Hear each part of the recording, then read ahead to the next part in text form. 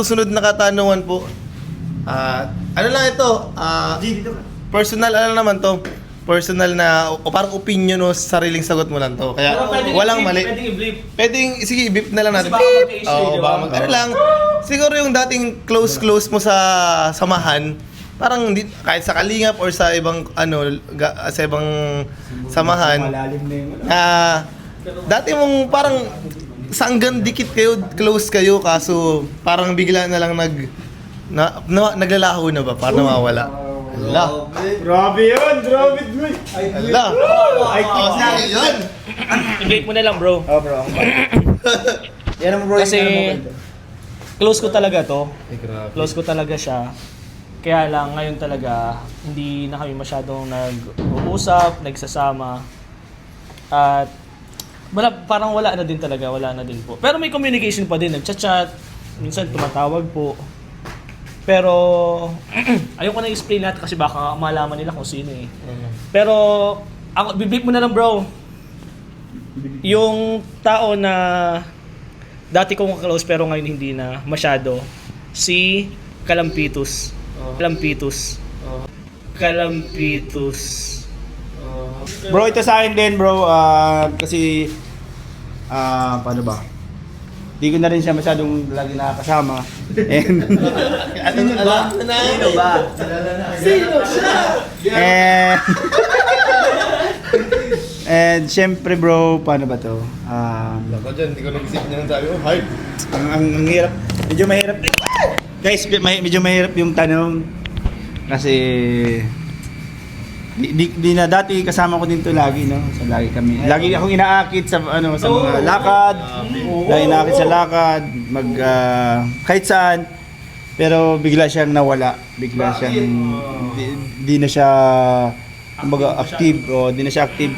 So i-brief ko na dito. I-brief ko na. Bro, sorry sa'yo pero ikaw si Romeo, bro. Yan.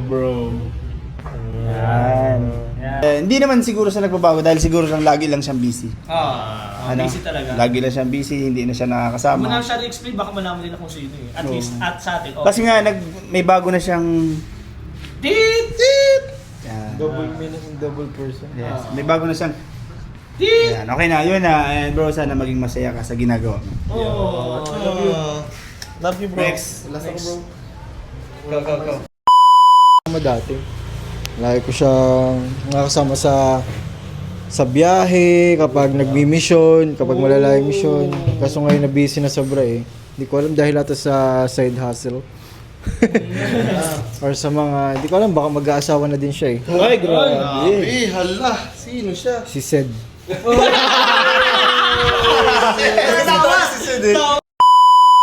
Gusto ko lang ulit na yung mga memories namin sa pagiging Parites. Kasi dati bago ako maging legit or maging yung talagang focus na ako sa pag-charity, muna ang ginagawa ko? Behind the scene. Interview. Interview. Pero doon na uso yun yung pagiging Parites, yung sa Rochelle. So yung content ko noon, yun nga, behind the scene pa lang. Tapos, yun nga, nagiging Parites at ang ka-partner ko dyan, si Kuya Gilo. So namimiss ko si Kuya Gilo kasi kakulitan ko noon, ka-vibes ko. Tapos nakilala kami ng ibang viewers na ang tawag sa amin, Parites. Tawa na eh. Sino ba? Kapatid naman. Hindi. Hindi naman kami nagkakasama. Sino ba sa'yo? Sino ba? Ha? Sino bang... Hindi naman miss ko lang kasi yung una, nung nag-start ako magsama sa Kalingap. Sino ba? Lagi ko nakakausap lagi dyan sila Vincent. Si Vincent, si Kuya Gilo, tsaka si Kuya Pure. Yung tatlo. Hindi, sa akin naman, siguro, din. Uy, wala talaga? Hindi, siguro, yung namimiss lang kasi dating close kami, talagang laging magkasama. Ay, hindi ka? Yan, lagi kayong magkasama. Tapos talagang pag may mga may mga event, matchat kami.